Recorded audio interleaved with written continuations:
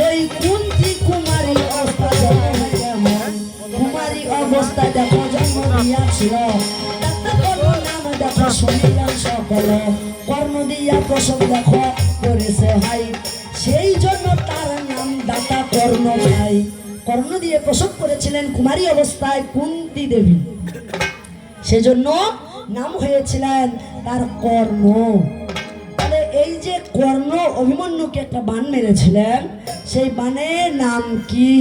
আমি যাহা বলিয়া গেলাম বৌদি শোনাবি আমন, বৌদি আসিয়া দিনাই করিল কেমন। বৌদি এসে বললেন কি, মানি না মানব না কথা শোনাবি আমন। আসতে বলেছে আমি মানি না মানবো না। এই এরা কি মোবাইলও চার্জ দিয়ে উত্তর খুঁজে বাইর করেছেন? হ্যাঁ, আমি বলেছি যেটা ওইটা মানলো না, না মেনে বললো কি শব্দভেদী নাম ছিল সোনাদি আমন, বলছে না, বলেছে শব্দভেদী বান নাম ছিল, আর এই বান দ্বারা কর্ণ অভিমন্যুকে বান মেরেছিলেন। তোর আন্তঃশাস্ত্রটা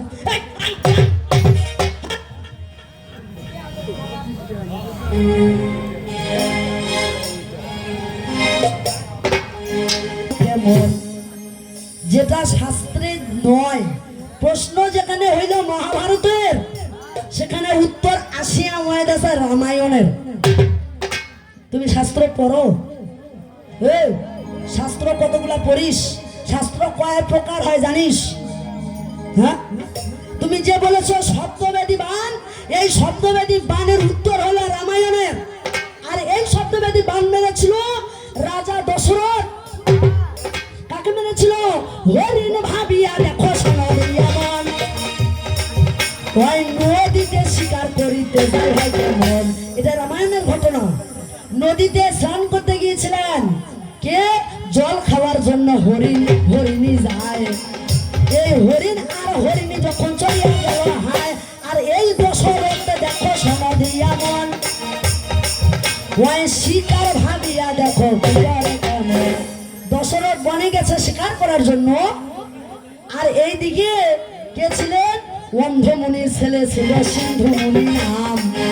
এই সিন্ধুমুনি গিয়েছিল জন করিতে চান। অন্ধমুনির ছেলে ছিল সিন্ধুমুনি নাম। এই সিন্ধুমুনি গিয়েছিলেন নদীতে জল খাওয়ার জন্য।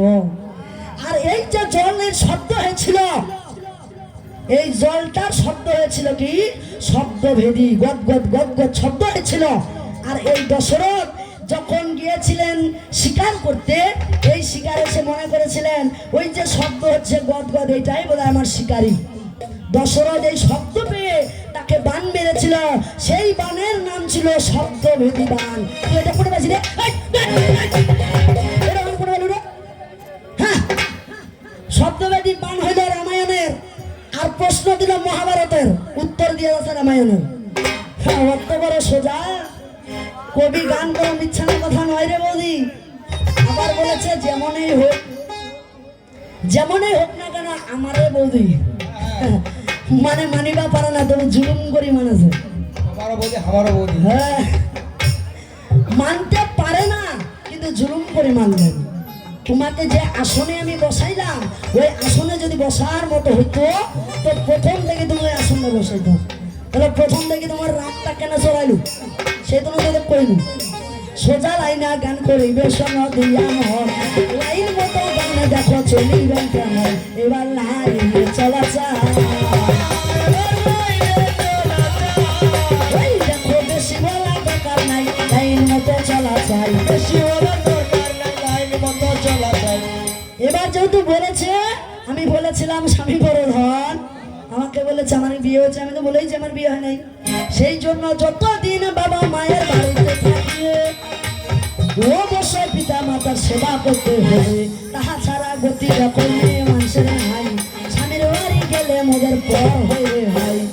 বাবার বাড়ি আজকে আছি, কিন্তু যেমনি বাবার বাড়ি ত্যাগ করব, বাবা মায়ের বাড়ি কিন্তু পর হয়ে যায়, জানো? তখন পরে হয় আপন মা, আপনে হয় পর, পরে হয় আবার সবাই মিলিয়ে যাই হোক হয় জ্বর পর হাজারো কথা বলুক না কেন, সব সহ্য করে নিতে হয়।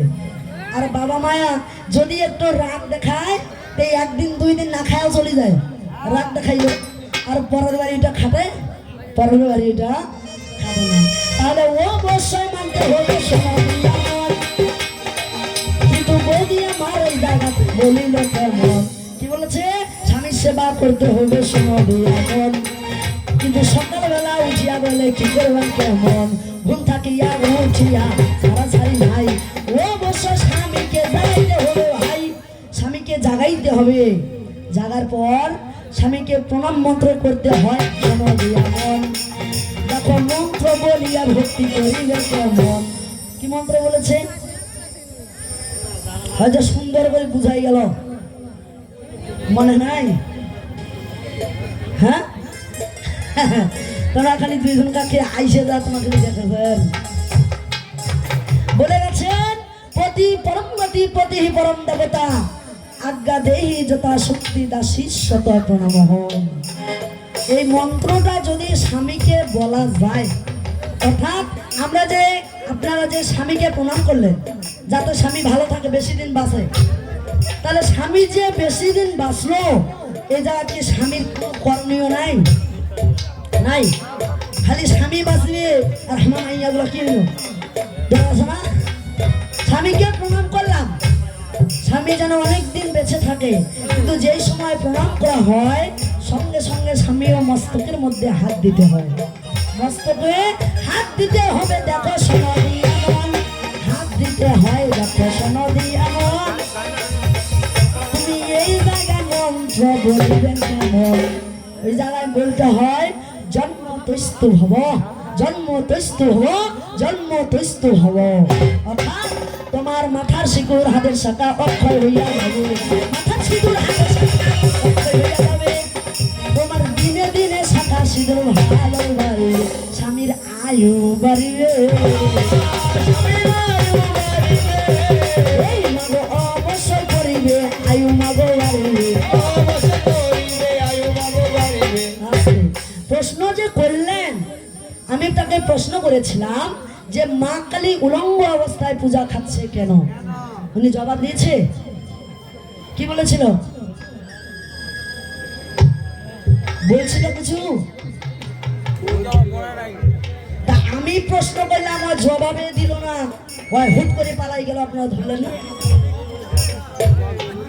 ওই দাদা লিখতেছেন তো, বলছে আমি প্রশ্ন করেছিলাম, আমি যে প্রশ্ন করছি ওইটা আর মনে নাই, জবাব দিবে কি, জবাব দিবে?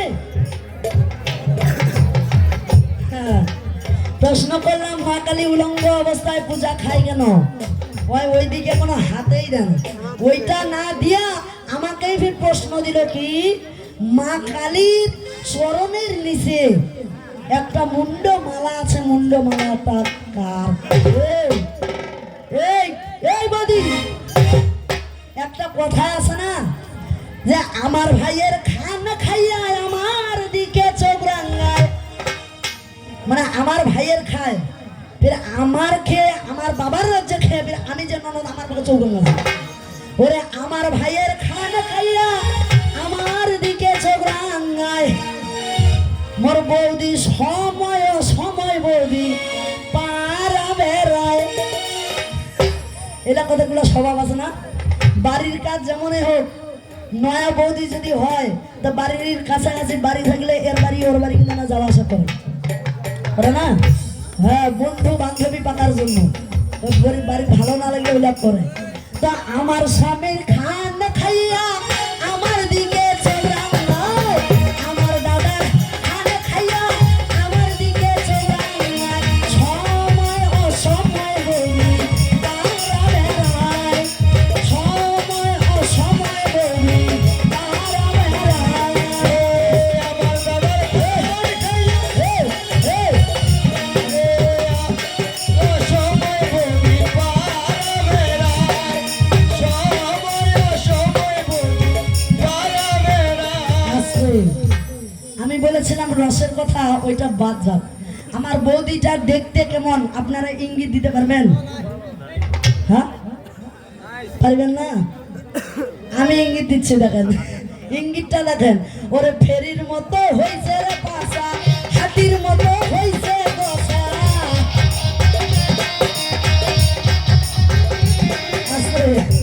কি মানা আইসে যে সমান, সমস্ত কিছু সমান আছে নাই। ওরে ফেরির মতো হইছে রে পাশা, হাতির মতো হইছে দশা।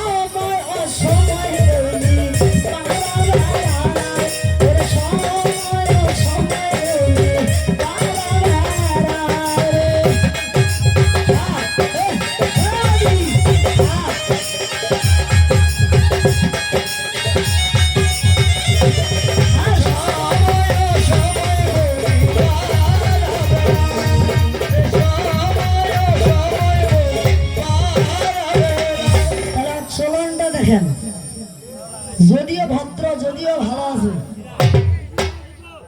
এটা আপনারা মানেন? আপনারা মানবেন? আচ্ছা আমি হিজড়া না বল, হিজড়া দেখাচ্ছেন বলেন তো। এইটা কথা প্রকাশ করে মানুষ। তুমি জানো কথা না, যদি কাউকে যদি ইট মারা হয় পাটকেলটা কিন্তু তাকে খাইতে হবে। উপর দিকে ছুটছি টাইলে নিজের গায়ে পড়ে। মানুষের জন্য খাল যদি খোঁড়ো সেই খালে তোরা পাঠান ঢুকবি। তা আমি না সেটা তুমি, সেটা না তুই ভাবিয়া দেখেন। কোথায় আছে না, ওরা দেখিতে শুনিতে দেখো মনের মতন, বৌদি দেখিতে শুনিতে আমার মনের মতো। বুঝা গেছে? আমার যে 5টা দাদা, আমার 5টা ভাই, ওর সব মিঠিবা বাড়ানো। সেই তো না এক স্বামী লাগতো কার মতন জানেন? দেখিতে শুনিতে মনের মতন, দেখিতে শুনিতে বৌদি মনের মতন। এক স্বামী লাগতো ভাই রে ডিপ জলের মতন, তাহলে মিঠিবে ভাই রে মনের মতো মনে খাবে, তাহলে মিঠিবে।